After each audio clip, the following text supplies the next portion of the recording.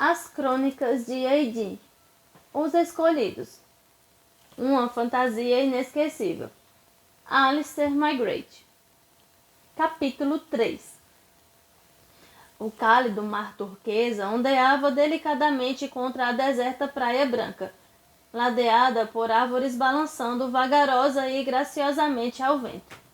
Os únicos sons ouvidos eram o silencioso zunido da água sobre a areia e o suave sussurro das árvores na brisa. A areia levava até o topo de um grupo de dunas gramadas, absorvendo o calor do sol de fim de tarde. "Não é linda?"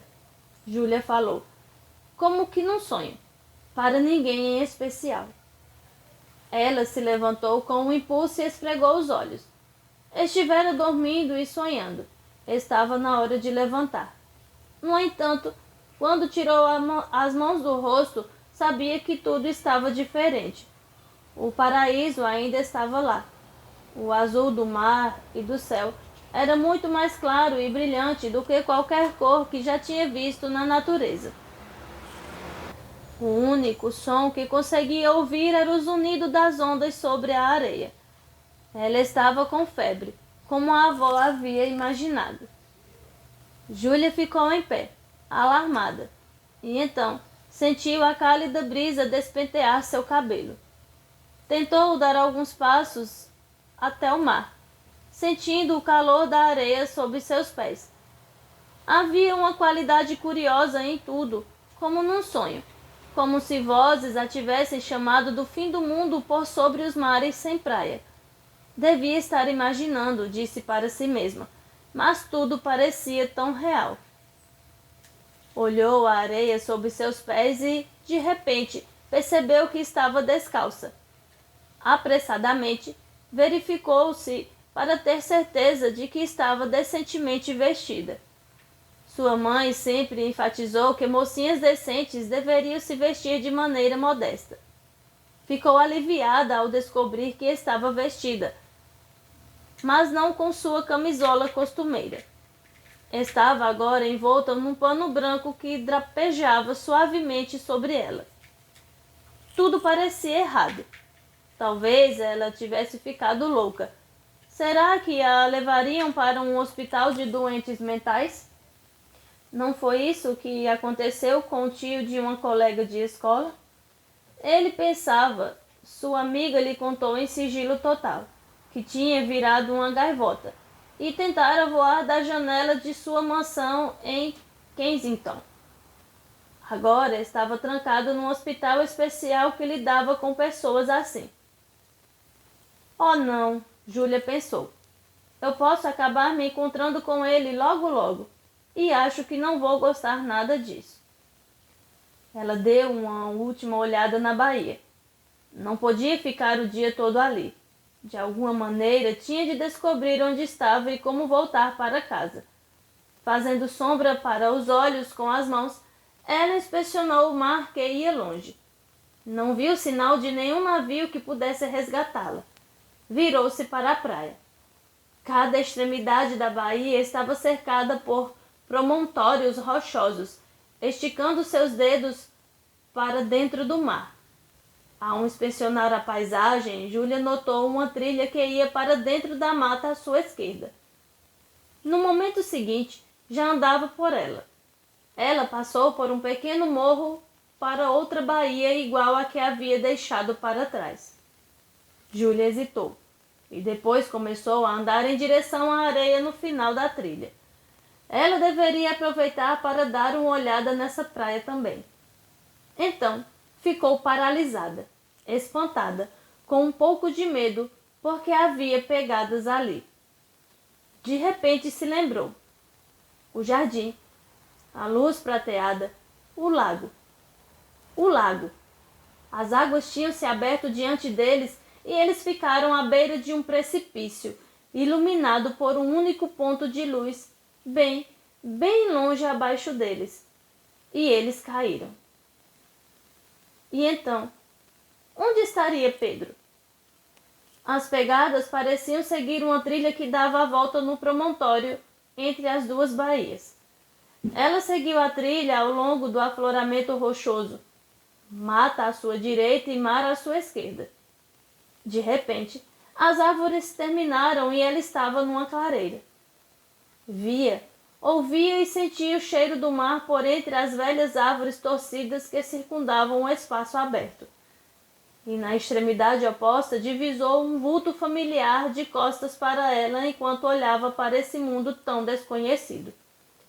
Ela tomou fôlego e começou a correr. Ouvindo os passos se aproximando, Pedro virou-se. Olhou para sua irmã, que vinha correndo ao seu encontro, e quase não a reconheceu. Seus olhos brilhavam. Seu rosto, enrubescido com alívio e alegria, e ele a abraçou, coisa que nunca tinha sonhado em fazer quando estava em casa. Mas as regras ali pareciam diferentes. Pedro, o sonho se tornou realidade. Chegamos ao País das Maravilhas. Pedro saiu de perto fazendo careta. Eu não acho que estamos no País das Maravilhas, Júlia.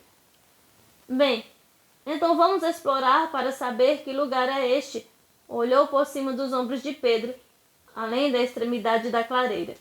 Para onde você estava olhando? Você viu alguma coisa? Vi um pequeno pedaço de terra prateado, logo ali. Não, ali, ele disse apontando. Parece a luz do jardim lá de casa. Eu ia explorar quando você apareceu. Parece um bom lugar para começar, ela concordou. Vamos seguir aquela trilha e ver onde nos leva? Ela indicou um atalho por entre as árvores. Talvez nem fosse um atalho. Pedro rapidamente comentou.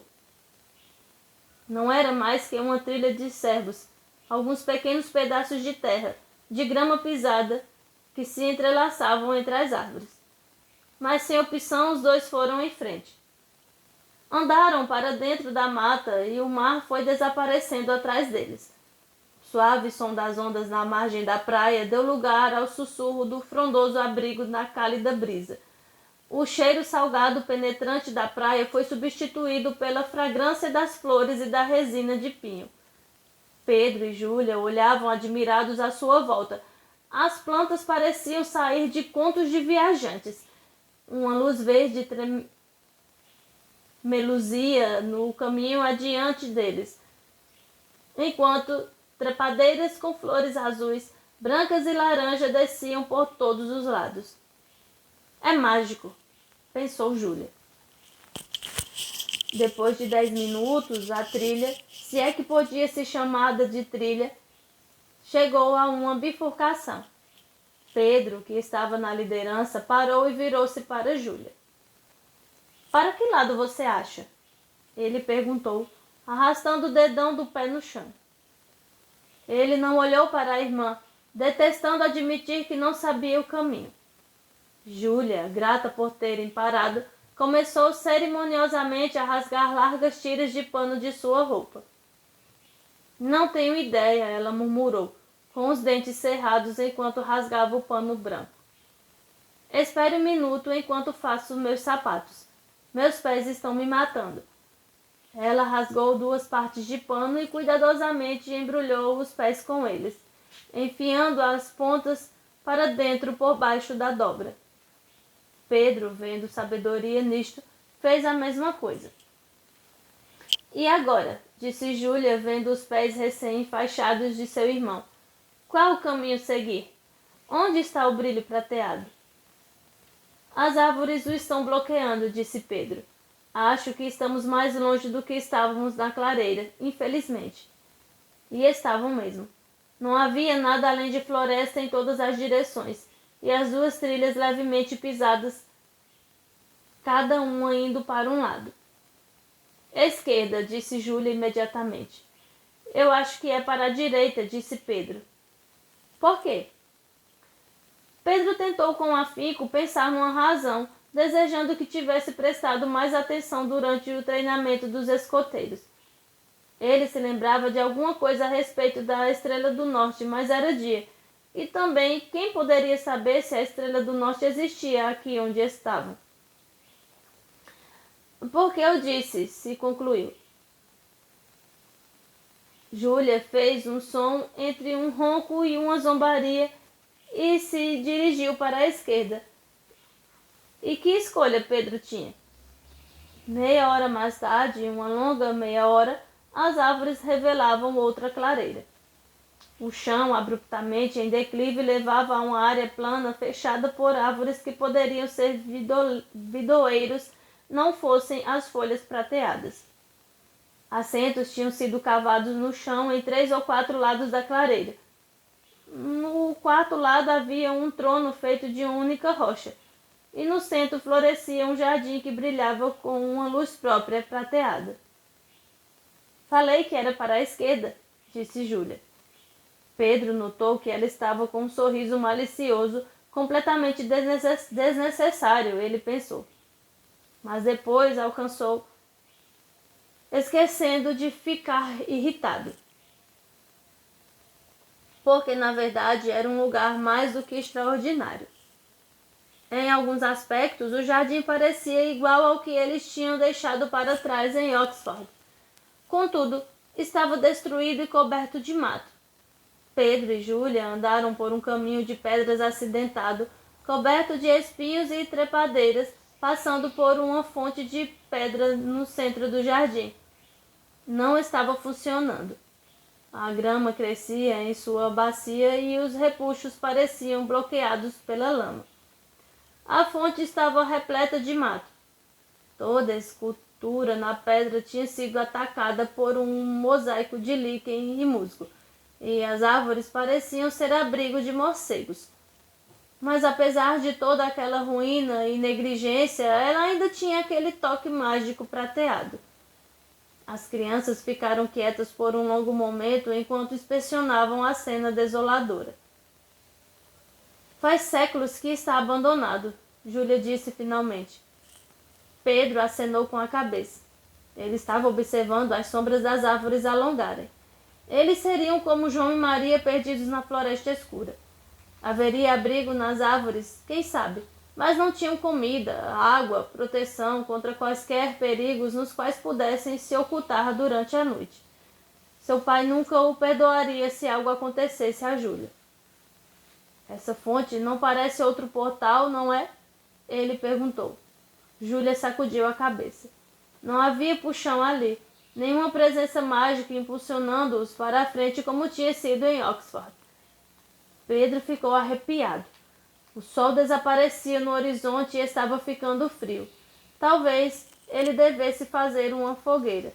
Se pelo menos tivesse prestado mais atenção quando aprendeu a respeito de sobrevivência na mata. Júlia observou a luz do dia perdendo sua batalha contra a intrusa noite. Acima dela, minúsculas aberturas de luz começaram a aparecer no céu. Ela queria que a tranquilidade solene daquele momento se prolongasse para sempre. Parecia tão significativo.